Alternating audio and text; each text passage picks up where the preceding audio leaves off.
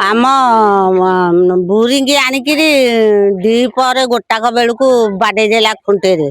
ବାଡେଇ ଦେଲା ଯେ ଆମ ଘର ଦ୍ୱାର ସବୁ ନିଆଁ ଗଦା ହେଇ ପଇଲା। ନିଆଁ ଗଦା ହେଇ ପଇଲା ଯେମିତି ସେଠୁ ସବୁ ହୁ ହାଲା ହେଇକିରି ଉଠିଲେ। ହୁ ହାଲା କିରି ଉଠିଲା ବେଳକୁ ଦେଖିଲା ବେଳକୁ ଏଠୁ ଯାଇକିରି ଏଠେଇ ବାଡେଇକିରି ଭାଙ୍ଗି ଦେଇକିରି ଥୋଇଦେଲା। ଆମର ମିଟର ଖରାପ ହେଇଛି, ତାର ତୁରି ଗୁରା ତ ସବୁ ଯାଇଛି ଆଇଛି ଯାହା ହେଇଛି। ନାଇନି ଆଇଲେ ସବୁ ଜାଣିବୁ ପୁଅ, ଆଉ କଣ କହିବୁ। ବୋରୱେଲ ମେସିନ୍ ନେଇ ଯାଉଥିବା ଗୋଟିଏ ଗାଡ଼ି ନିୟନ୍ତ୍ରଣ ହରାଇ ରାସ୍ତା କଡ଼ରେ ଥିବା ପ୍ରାୟ 4ଟି ବିଦ୍ୟୁତ ଖୁଣ୍ଟକୁ ଧକ୍କା ଦେଇ ଟାଣି ନେଇଥିଲା। ଫଳରେ ଖୁଣ୍ଟଗୁଡ଼ିକ ଭାଙ୍ଗି ପଡ଼ିବା ସହ ସମ୍ପୂର୍ଣ୍ଣ ଅଞ୍ଚଳରେ ବିଦ୍ୟୁତ ସରବରାହ ବନ୍ଦ ହୋଇଯାଇଛି। ତେବେ ଏପରି ଅଘଟଣ ସମୟରେ ପାଖରେ କେହି ଲୋକ ନଥିବାରୁ ଅଳ୍ପକେ ବର୍ତ୍ତି ଯାଇଛନ୍ତି। ହେଲେ ବିଦ୍ୟୁତ ତାରଗୁଡ଼ିକ ଛିଣ୍ଡି ପଡ଼ି ଛିଞ୍ଚତର ହୋଇଯାଇଥିବା ବେଳେ ସର୍ଟ ସର୍କିଟ ହୋଇ ଘରେ ଲାଗିଥିବା ବୈଦ୍ୟୁତିକ ସାମଗ୍ରୀଗୁଡ଼ିକ ପୋଡ଼ି ଯାଇଥିବା ଲୋକମାନେ ଅଭିଯୋଗ ଆଣିଛନ୍ତି। ଏପରି ଘଟଣା ଢେଙ୍କାନାଳ ଜିଲ୍ଲା ଭୁବନ ବ୍ଲକ ଅନ୍ତର୍ଗତ ଭୂଷଳ ପଞ୍ଚାୟତର ଅସୁରବନ୍ଧ ପାଟଣା ଗ୍ରାମରେ ଘଟିଛି। ଆମର ଲାଇନ ଖୁଣ୍ଟ ଯୋଉ ବୋରିଂ ଗାଡି ଯାଇକି ଛିଡି ଯାଇଛି, କେମିତି ଚଳିବୁ କଣ କରିବୁ, ତାର ଫାର ସବୁ ଛିଡି ଯାଇଛି, ମିଟର ଫିଟର ସବୁ ଓଲାରି ନେଇଛି।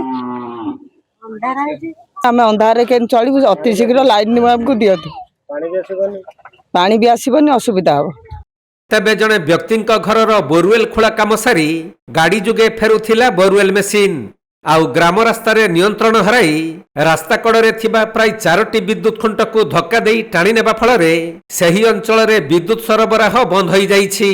ସେପଟେ ଲୋକଙ୍କର ବହୁ କ୍ଷୟକ୍ଷତି ହୋଇଥିବା ଜଣାପଡ଼ିଥିବା ବେଳେ ବର୍ତ୍ତମାନ 45 ଡିଗ୍ରୀ ସେଲସିୟସ୍ ତାପମାତ୍ରା ସମୟରେ ବିଦ୍ୟୁତ ସରବରାହ ବନ୍ଦ ରହିଥିବାରୁ ଗ୍ରାମବାସୀମାନେ ଅସହ୍ୟ ଗରମରେ ନାହିଁ ନଥିବା ହଇରାଣ ହେଉଛନ୍ତି। ପାନୀୟ ଜଳ ଯୋଗାଣ, ମୋବାଇଲ ଚାର୍ଜିଂ, ପଙ୍ଖା ଓ ଅନ୍ୟାନ୍ୟ ଦୈନନ୍ଦିନ ସେବା ବ୍ୟାହତ ହୋଇଥିବାରୁ ଲୋକଙ୍କ ମଧ୍ୟରେ ତୀବ୍ର ଅସନ୍ତୋଷ ଦେଖାଦେବା ସହ ତୁରନ୍ତ କ୍ଷତିଗ୍ରସ୍ତ ବିଦ୍ୟୁତ ଖୁଣ୍ଟ ଓ ତାର ମରାମତି କରି ବିଦ୍ୟୁତ ସରବରାହ ସ୍ୱାଭାବିକ କରିବା ପାଇଁ ଦାବି ହୋଇଛି। ସେପଟେ କ୍ଷତିଗ୍ରସ୍ତ ପରିବାରମାନଙ୍କୁ ଉଚିତ କ୍ଷତିପୂରଣ ପ୍ରଦାନ କରିବା ପାଇଁ ପ୍ରଶାସନ ଓ ବିଦ୍ୟୁତ ବିଭାଗ ନିକଟରେ ଲୋକମାନେ ଦାବି କରିଛନ୍ତି। 11:30 ବେଳେ ମୁଁ ଘରେ ଉପସ୍ଥିତ ଥିଲି। ଗୋଟେ ବୋରିଂ ଗାଡ଼ି ଆମର ତଳପଟକୁ, ଆମର ଗାଁର ତଳପଟକୁ ଯାଇଛି ବୋଲି ସେଇଟା ମୁଁ ବି ଜାଣିନି।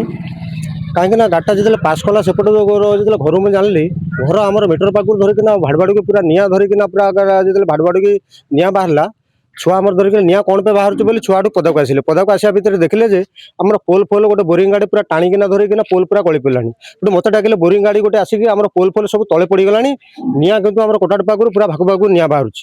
ଦେଖିଲି ଯେ ଗୋଟେ ପୋଲ୍ ଆମର ଧରିକିନା ପଡ଼ିବା ପରେ ତାପରେ ମୁଁ ବାହାରକୁ ଯେତେବେଳେ ଆସିଲେ ଗାଡ଼ିଟା ଗୋଟେ ଉପସ୍ଥିତ ଯାଉଛି, ଦେଖିଲି ଯେ ଆମର ଟର୍ଣ୍ଣିଂ ପଏଣ୍ଟରେ ଆମର ଧରି ସୋଲାର ପାଖର ଗୋଟେ ମେନ୍ ପୋଲ୍ ତାକୁ ବି ଭିଡ଼ି ସାରିଲାଣି। ପ୍ରାୟ ମାନେ ରାସ୍ତାଟା ନିଆଁ ଭାଗ ଭାଗ ପୁରା ବାହାରୁଛି ଧରିକିନା। ସେତେବେଳେ ଉପସ୍ଥିତ କରେଣ୍ଟ ବି ଅଛି, କରେଣ୍ଟ ଅଛି। ସେଇ ଟାଇମ୍ରେ ଉପସ୍ଥିତିରେ ଲୋକ ଆମର କେହି କିନ୍ତୁ ଉପସ୍ଥିତିରେ ନଥିଲେ, ନହେଲେ ଆମର ପ୍ରାୟ ଲୋକ ଗାଈ ଗୋରୁ ବି ନଷ୍ଟ ହୋଇପାରିଥାନ୍ତେ, ଲୋକ ବି ନଷ୍ଟ ହୋଇପାରିଥାନ୍ତେ। କିନ୍ତୁ ଭାଗ୍ୟ ବଳରୁ କେହି ଲୋକ ସେଇ ଟାଇମ୍ରେ ନଥିଲେ। ଆମର ଯୋଉଠି ସୋଲାର ପଏଣ୍ଟ ପାଖରୁ କରେଣ୍ଟଟା ଜାଗାରେ ଯୋଉଠି ଆମର ପୋଲ୍ଟା ଭାଙ୍ଗିଛି, ସେଠି ବି ପ୍ରାୟ ଲୋକ ସବୁବେଳେ 15-20 ଲୋକ ଥାଆନ୍ତି। ସେଦିନ ବି ଉପସ୍ଥିତ ଲୋକ ବି ପାଣି ଆଜି ବି ନେଉଥିଲେ। ପୋଲ୍ଟା ଯୋଉପଟେ ପଡ଼ିଲା ସେପଟେ କିନ୍ତୁ ଧରିକିନା ପୋଲ୍ଟା ପଡ଼ିନି, ୱାନ୍ ସାଇଡ୍ ପଡ଼ିଛି, ଲୋକ ଡେଇଁକି ସେଠୁ ପଳେଇଛନ୍ତି। କିନ୍ତୁ ନିଆଁ ଯେତେବେଳେ ବାହାରିଲା ଲୋକ ଡେଇଁ ଡୁଆଁକି ଯୁଆଡ଼େ ପଳେଇଛନ୍ତି। ଢେଙ୍କାନାଳ ଜିଲ୍ଲା ଭୁବନରୁ ପୂର୍ଣ୍ଣଚନ୍ଦ୍ର ସାହୁଙ୍କ ରିପୋର୍ଟ, କୋଣାର୍କ ଲାଇଭ୍।